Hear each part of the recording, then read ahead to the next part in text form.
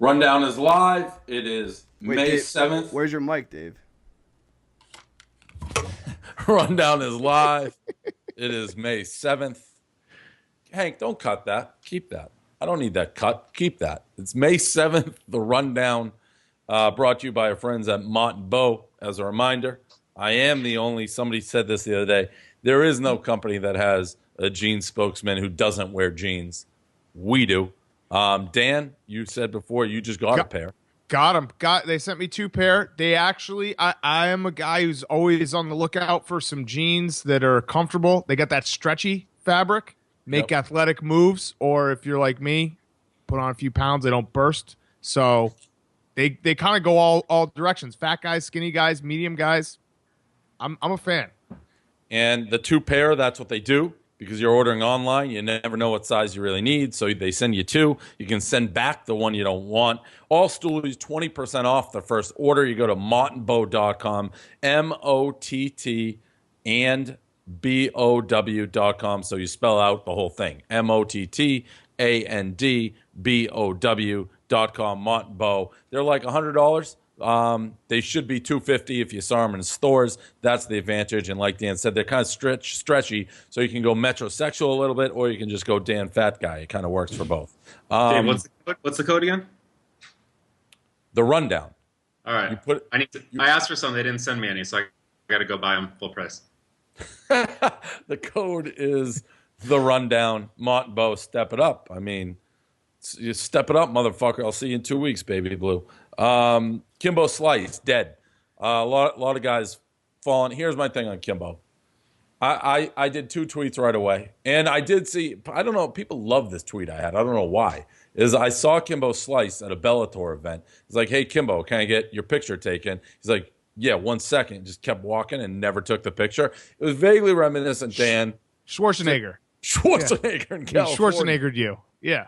But famous people don't stop moving. That's the move, right? Isn't that the old Leo or George Clooney thing? Yeah. Just never stop moving? Yeah. I mean, you in California basically walked with Schwarzenegger for at least 100 yards waiting for that picture until they just got in the car and like reversed over your body. But I tweeted that, and then I tweeted right after, like 3-1 odds, Kimbo is still headlining the next Bellator event. People like, too soon. That, to me, became the story.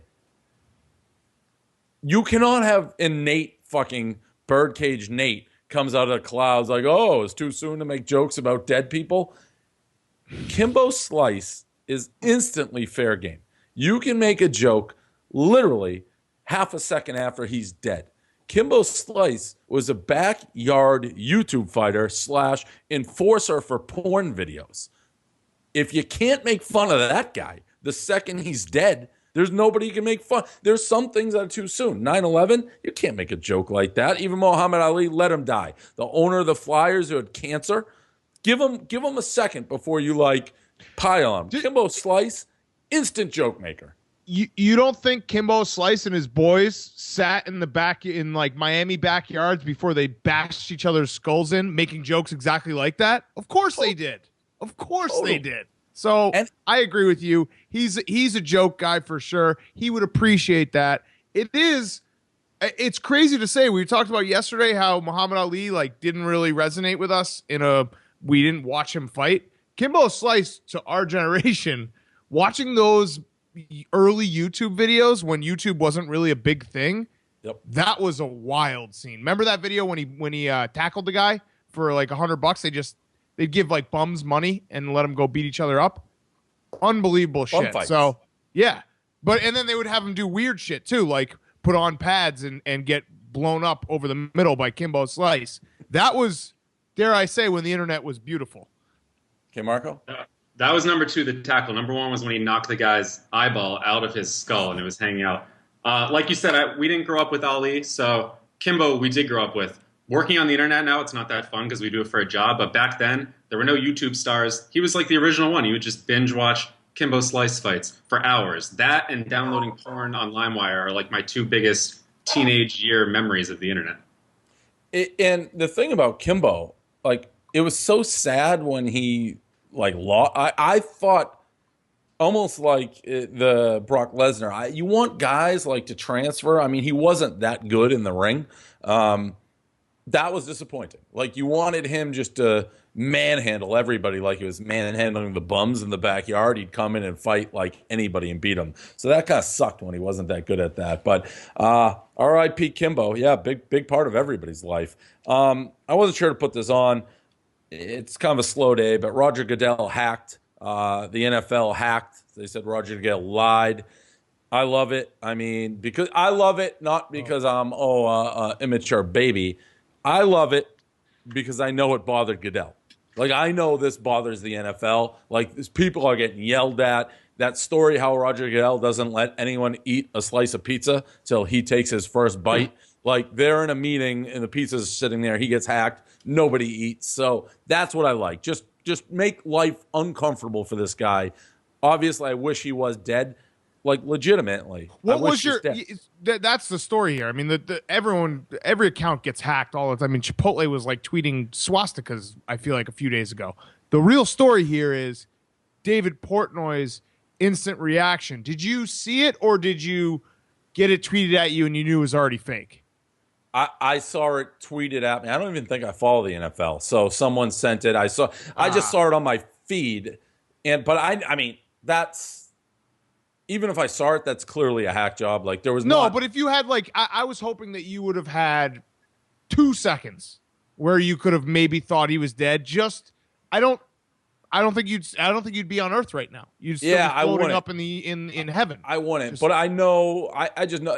First of all, the NFL would never break that first. Like there was literally like not one. I knew it was fake. I still liked it, but I was never my heart never jumped like.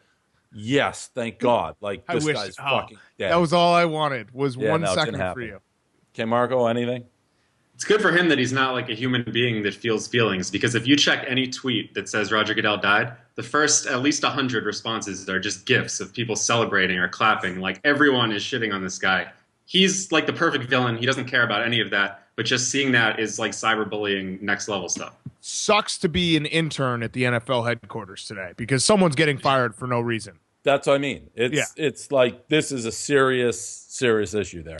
Could have nothing to do with the Twitter. Could be a fucking intern in the accounting department. He could get fired. It's like the scene in Top Gun, sort of, after they do the flyby in the tower, and then the guy like walks into the guy carrying like the coffee and it smashes everywhere. Like that, somebody's getting that guy right now. Like minding your own business, but someone buzzed the tower and now everyone's fucking mad. Doug Marrone, this is funny. This was funny. Doug Marrone rapping at the Jags practice, then going on some rant how it's not about like race, but it's about New York City. Push me, cause I'm close to the edge. I'm trying not to lose my head. You know what I'm saying? Hey man, here I am, a man on your scene. I can give you what you want. You got to come home with me. Hustling. Oh, where you going? See, rap is a New York City thing. It ain't nothing about race or culture. It's New York City.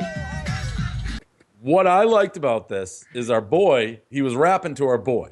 He was rapping to what's his name. So we got to see what Bortles thinks of this because he was right in Bortles' face, like singing fucking what was it? What's the original song he was singing? It was Grandmaster Flash was the rap one. Yeah, so like we got to find out what's going on. But he was and he had like spit coming out of everywhere. His mouth. Okay, Marco, what do you got on our boy Doug Marrone? It was cool, like old guy white football coach stuff because it was Grandmaster Flash and I think the Black Crowes was the other song. It's when you get into like Future and Drake and you're trying to be really hip with the players, that's when it's lame. But when you're like an old fat white guy just basically speaking, not even rapping, songs from the 1970s, that's when it's okay. The cat. I also feel like for football coaches, when the team's stretching, that's like open mic night for them. That's when they can walk around and just try out all their bits and try out all their jokes and maybe, little dick slapping, singing songs. So he's obviously been working on this. He's been working up to this moment. Got to work on the spitting because no one wants a shower when your coach is trying to rap some Grandmaster Flex in your face. But I do love this move. Let's do a commercial break here. And we're back. I don't think you're watching this show, Dan, yet. You're making a grave mistake. You are making a grave mistake. Did you watch it, Kim Marco? Yeah. I almost did it. I've been catching up on all Veep.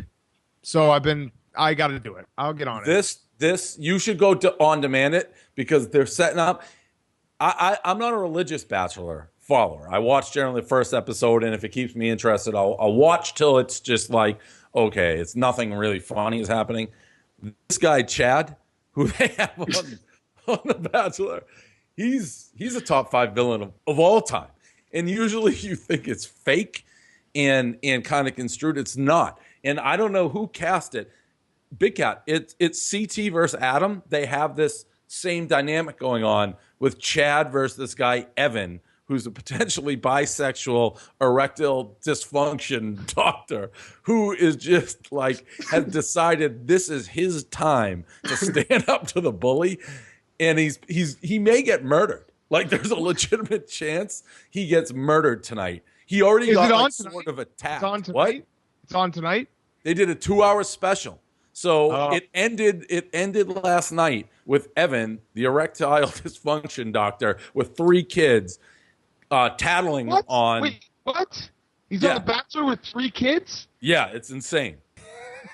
Wait. No, he is. And his dick doesn't work. He's an erectile dysfunction doctor. Dan, I can't even. The things they were talking about, like, so this is this guy's moment to stand up to the bully, and they have like this. They're given at like a sex comedy show, and the erectile dysfunction doctor, who first of all is like, oh, I have an advantage because this is what I do. Whatever, dude. He's got the worst haircut ever. He's like a thing. He gets up on stage and makes fun of the bully for doing steroids. And he's like, he makes all these steroid jokes, and then they like pass in the hall, getting back to their seats in the bleachers, and the bully basically ripped his shirt off, and then the bully Chad did the greatest spin zone. So the guy Chad, he punched a wall. He's out of control. And he spin zoned the whole thing that everyone is bullying him now. He's like, people won't just leave me alone. It's unbelievable. And the previews for tonight, did you see the flinch clip I did? I saw the flinch. The flinch was phenomenal. That was phenomenal. So that's the bully. Like, after this incident, the bully's mad and walking out and sees the erectile dysfunction gay doctor with 3 kids and like gave him the flinch move. He also choked him a little bit. In the previews for tonight, the Evan, the erectile dysfunction doctor, basically tattled on him. He went up. He's like, he's being physical. We need him off the show. This is after he already did an ultimatum to JoJo to be like, it's either me or him. one of us has to go. And she didn't get rid of him. So the preview for tonight, there's blood everywhere. There's dudes getting thrown into pools left and right. So against their wills. Can I watch tonight without, like, am I caught up now? Or I have to watch it? All right, I'll watch it. It sounds okay. All right. They brought in a security guard. Watch. What? They had to bring in a security guard because this guy's so out of control. Yeah, they hired a security guard. Well, that's a classic nerd move for any reality show ever. Whenever they get bullied, they just try to get the bully to get physical, and then they get him kicked off. That's a tale as old as time. And Chad also only eats like meat. He like makes meat sandwiches, and then they showed him though yesterday is either sweet potato or a yam, just like he was eating it like someone would eat. I don't know, potato chips. Like he was sitting just on a bench eating a yam, and then the next bite would just be a fistful of lettuce. It was very fucking strange. The guy's one of a kind. He also bought the domain names of all his enemies and are redirecting them to his Instagram page. He took it offline. The guy is a top 5 villain in the history of reality show. He's up there with, I don't know. That's some rarefied air. It's Johnny Fairplay. It's Russell Hantz, CT. Puck. Who? Puck. He did one other thing that I was just thinking. Didn't Puck like make fun of the gay guy for being gay, and then he died of AIDS? Yeah. when you talk about that, it's like you can't really do worse than Puck. He tried this move too. Chad tried this move. He goes on this thing like and he's kind of right. Like everyone falls in love with the girl too fast. Nobody knows what me and JoJo has. JoJo's the girl. So he tried to like forcefully make out with JoJo in front of everybody. He basically looked at the crowd like, let's show him what we have. And then he grabbed her like by the back of the head and tried to make out with her, and it blew up in his face. It didn't happen. It's just. So when he's gone, though, the show's basically over. That's the problem with these. Yeah. That's the problem with these. When you lose a CT or any of these guys, you just lose all interest in the show. Once Chad is done, the show is done. But as long as Chad is on the show, I think tonight's again. I'm sure. There's no way what I want to happen tonight can live up to what I'm expecting. But it was literally the preview. It's just there's guys getting thrown into pools left and right. People with bloody faces that you didn't even know were really had a problem. It's like mild-mannered guys are just their whole faces are bleeding. So it's must-watch TV tonight. I'm in. He also had the producers find him dumbbells so he could do a 2-hour workout, like shirtless out by the pool. He's doing pull-ups on the roof. Chris had to come up to him at the end and ask him, "Did you bring steroids?" And he was like, "No, I couldn't. I tried. I couldn't do it," or something like that. Yeah, he said that. He's like, I couldn't even brought steroids if I wanted to. Bitch, by the way, someone said, what? You can't do PEDs on fucking, can't do PEDs on The Bachelor? Like, of course you can. So I don't even know why that was an issue. He was the guy also who had like the tire, like, didn't he was the one who roped a tire to his body to do pull-ups. Like he had like a couch hanging off of himself doing pull-ups. The guy, you got to see this guy. He's a 1 in a million. He's an absolute 1 in a million. He had a tweet. Somebody's like, you should eat some humble pie. And he's like, I prefer confidence cake. The guy is just the best. Chad, man. Next up, NC State, this coach did the spin move on the umpire. Great move. Best part of the story. I heard, and then it turned out true, like he's did that on a bum ankle because 2 weeks ago he got bit by a copperhead snake. He killed the snake and took the snake with him to the hospital. So, I mean, this guy, get this guy on The Bachelor too. Big Cat. How slow it looked like it was one of those highlights that was in slow motion even though it was regular speed, and the fact that the ump was slower than copperhead snake injured guy was phenomenal. And the juke was so perfect. I didn't know college coaches could get like angry like that. You know what I mean? Does that make sense? I didn't think college coaches could make a scene and get tossed out of games. I thought that would get them suspended.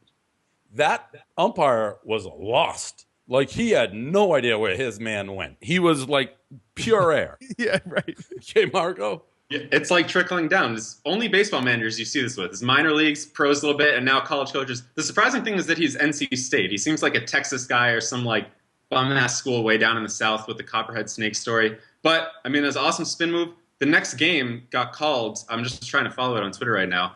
Bases loaded, down 2 with 1 out, and they called the game and postponed it until today. So this poor fucking kid had to go to sleep like thinking of this elimination game at bat coming up. So it turns out he grounded out. I just checked. I think if you're the coach in that situation, you have to tell the kid that he's getting pinch hit for, and then let him sleep, and then be like, "Just kidding, you're hitting." You know what I mean? I will say, for all of like baseball unwritten rules and throwing at people and stupid shit, the baseball manager, all sports should allow those type of it only happens in baseball because there is no other sport where like the coach can run on the field and go jaw to jaw for like 5 minutes before you get thrown out. That is something that if I was commissioner of everything, I would allow it everywhere. It's such a fun added wrinkle when you have a manager that you know can like do that, who can blow a gasket. When Lou Piniella was the Cubs manager, and you're like, oh, here comes Sweet Lou, and you just knew, you're like, you want to watch every single second of it because he could absolutely lose it. It's I miss having a manager like that sometimes because there really is nothing like it in sports. I still remember, Hank, you'll have to pull this one out. It was my favorite Bobby V moment when he was in an argument and the ump's gum like fell out of his mouth while he was arguing with Bobby V, and then Bobby V like accused him of spitting the gum at him and like gave him the point, like, oh, you did it now. It is the baseball. I mean, Earl Weaver all the way back. It's so uniquely baseball. It doesn't happen enough. There's not. I mean, who in Major League Baseball right now is that like maniac like Bobby Martin, Lou Piniella, Earl Weaver? There really isn't one, right? Yeah, I'm trying to think. I mean, we need Ozzie Guillen to get a job. That would solve that problem pretty quickly. He's definitely that type of guy. But yeah, like I mean, I think Bruce. I always get a kick. Do you remember that Vine? It was a couple years ago when Bruce Bochy came out, and he like it took him an hour to get to first base, and then he gets there and he's just so mad. But it took him like the buildup was unbelievable because he's just like slowly running out. He's a little bit of an old school guy.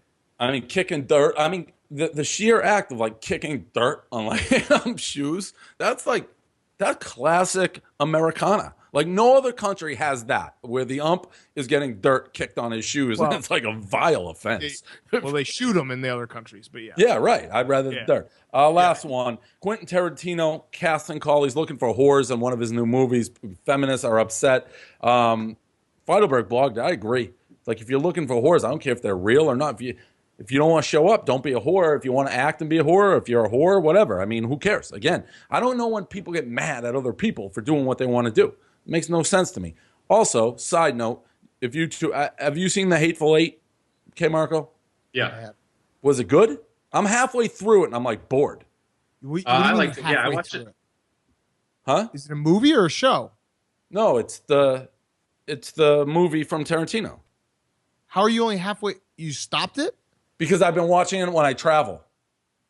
It's long. How many times have you like started and stopped it? Well, when I'm doing like New York's to like Boston, I'm probably my third. I've been on 3 different trips with it.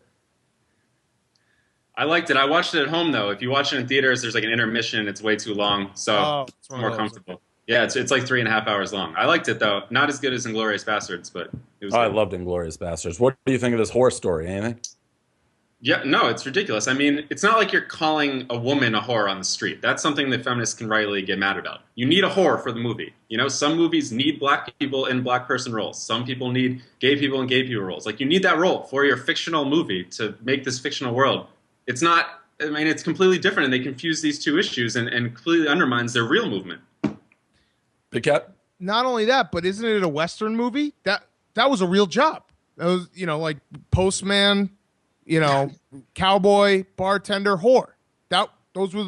I think I just named all the jobs in that time period. But my only question is this a situation where our response is more overblown than like? Are people actually upset? Because I think this is what we fall into all the time. We talk about this, how basically one person complains and then we give that one person a ton of like limelight, saying, "Oh my God, feminists are upset about this."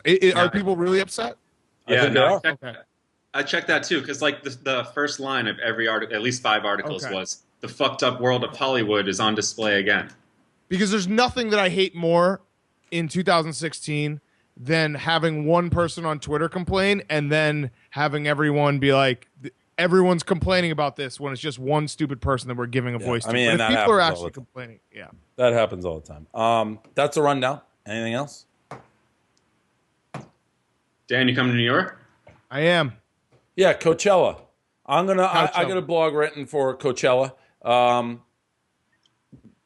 Who is it? It's you, Dan, Feidelberg, and KFC.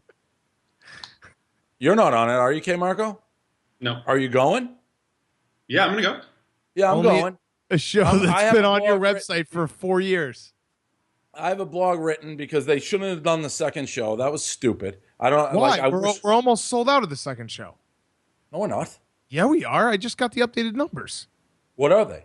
We're pretty damn close to being sold out of the second show. Well, good, because then I'll make my exclusive club. I have a blog ready to be written that I'm going to create like a peanut gallery of sorts, and we will heckle the live performance.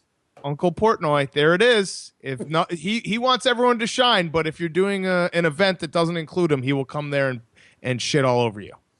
That's not necessarily true. Just trying to That's move about tickets. what it is. I'm not going to let you have a second show that's not sold out. A 10 o'clock show on Thursday. But We're it's gonna almost sold out. So when it's sold out, you can't come. Is that a deal?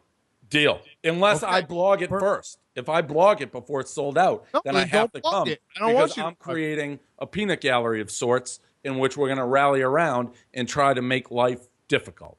This is very Dave Portnoy wants the SNL. He wants us to be SNL, where Lorne Michaels is the number one player, and he sits there and he heckles all of the cast members when they actually have something that doesn't involve them.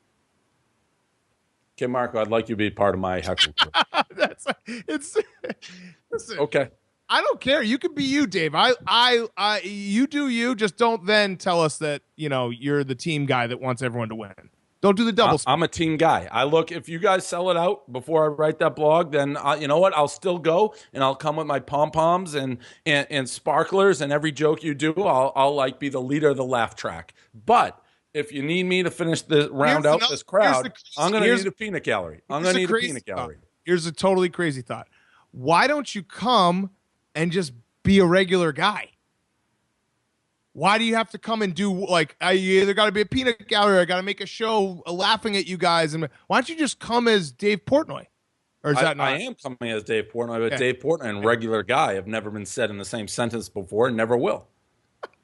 Just the thought of just going to something that your company is putting on and just going and just maybe not making it about you won't be about me. I'm gonna blend. If you sell those tickets, I'll blend in like fucking quicksand. All right, you're so excited. How excited? Seriously though, how excited on a 1 to 10 scale? Because I know you've gone to New York and people don't recognize you a bunch. How excited are you to go to the show and get recognized again? Daniel. If I could just blend in with the masses, I would. It's not that easy. If I could just have my privacy and walk down the street without stoolies clamoring for a picture, I'd love it. Someone ran up to me the other day, showed me a credit card. What'd the credit card say? Dave Portnoy. They had the same name. It was the greatest moment of that kid's life. That kid's got the worst fucking Google history ever. Jesus Christ. It was probably his credit card he left at the bar or something. Actually, that kid could kill someone and it would be page 10 of the Google search. So he should actually do that. Perfect crime, right? Right. It's like other Dave Portnoy in New York kills a bunch of people, but still when you Google his name, it's rape jokes from 2008. That's a perfect crime.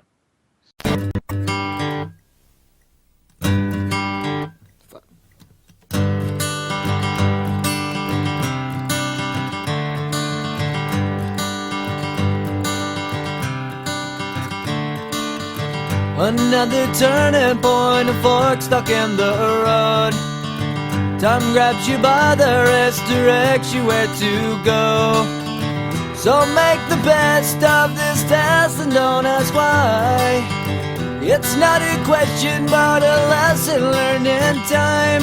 It's something unpredictable, but in the end is right. I hope you had the time of your life.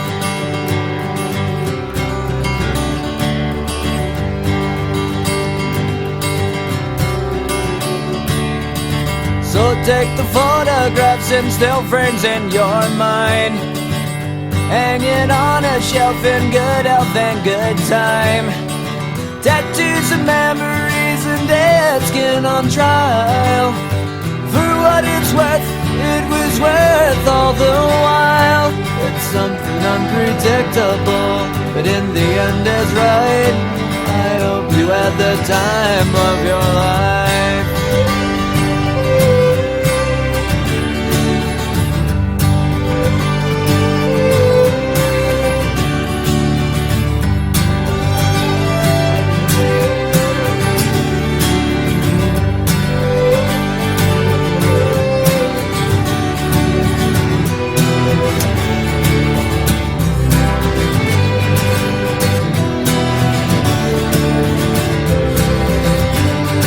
It's something unpredictable, but in the end it's right. I hope you had the time of your life.